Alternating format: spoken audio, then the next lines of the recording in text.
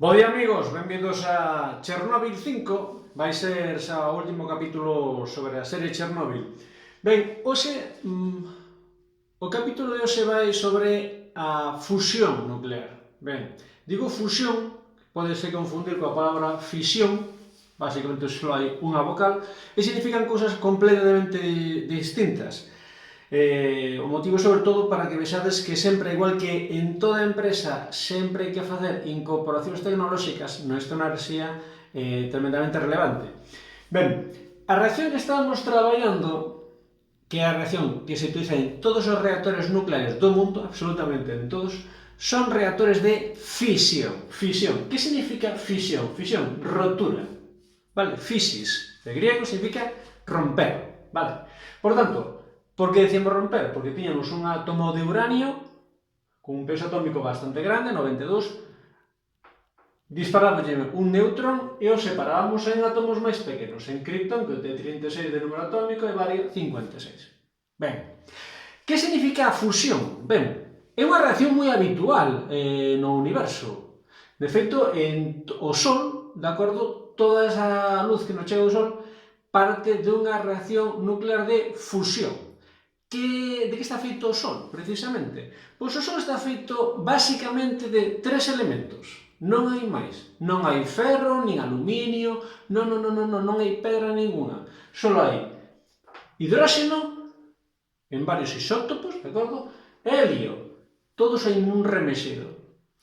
En que consiste o proceso de fusión? Pois un átomo de hidróxeno xúntase con outro átomo de hidróxeno, de acordo? E forman helio. Se lembrades, o hidróxeno, que é o elemento da tabla periódica máis pequeno, só ten un 1 de número atómico, por lo tanto, o helio va a dar 2, que é o segundo máis pequeno. Son átomos moi pequenos, gaseosos, o hidróxeno é tan lixeiro que escapa da Terra, o sea, a gravidade non lle fai xeito, de acordo? Escapa e nada. Ben, esta é unha reacción de fusión que se ten traballado, estudiado. Non existe actualmente ningún reactor de fusión, de acordo? Vamos a ver logo sobre os seus beneficios. Sobre a base do primeiro vídeo que explicamos esa reacción nuclear, os números atómicos teñen que coincidir 1 máis 1, 2 do helio, o sea, de hidróxeno, e aquí poño dous isótopos distintos de hidróxeno. Un isótopo 2 ten, por tanto, un neutrón, e este, que en cambio ten dous neutróns, de acordo? 2 máis o protón que ten 3, e este, un protón, un neutrón, por eso 2. Ese chamase deuterio e tritio, vale? Son nomes moi sexys.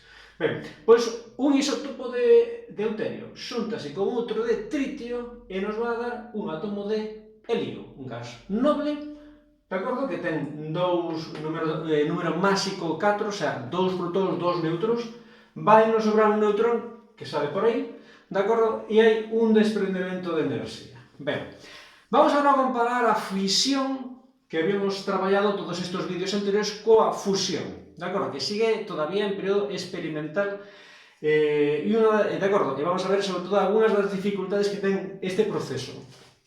Ben, unha reacción de fisión vai nos producir solamente unha 200 megaelectronvolts, de acordo? Unha reacción moi potente. Vale, canto produce unha reacción de fusión? Menos. De acordo? En concreto, 17,59. En concreto, aproximadamente como 11 veces menos. Vale. Ventaxas, moitas. Primeiro, isto é moi escaso.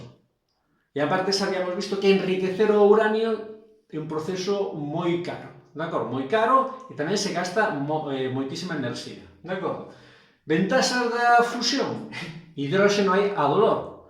Todos os océanos, de acordo, aí nos podemos alimentar de hidróxeno todo o que queiramos, de acordo?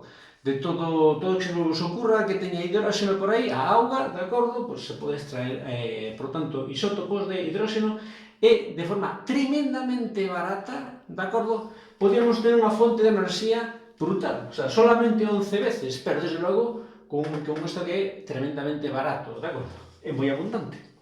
Ben, desventaxas, ben, unha desventaxa e a gran dificultade técnica que ten a fusión é que necesita, vamos a ver, como son átomos iguales fundilos, hai reacción entre eles. Lembrades o tema dos imanes, pois para xuntar polo positivo con polo positivo, pois non. Entón, tens que facer forza para chegalos. Pois entonces, esa enerxía que hai que gastar para fundilos, que nos obriga, por exemplo, a calentar. Que sepades que o proceso de fusión do Sol, que temperatura requiere, para que vexades un pouco? 15 millóns de grados centígrados. Así a buena de Dios.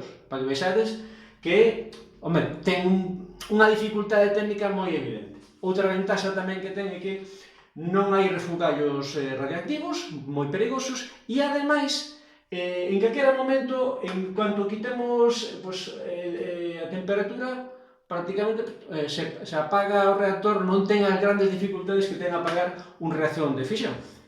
E hasta podía haber incluso algún coche, de acordo, que funcione con fusión de hidróxeno, no momento que se poda conseguir. Hasta o próximo día, amigos.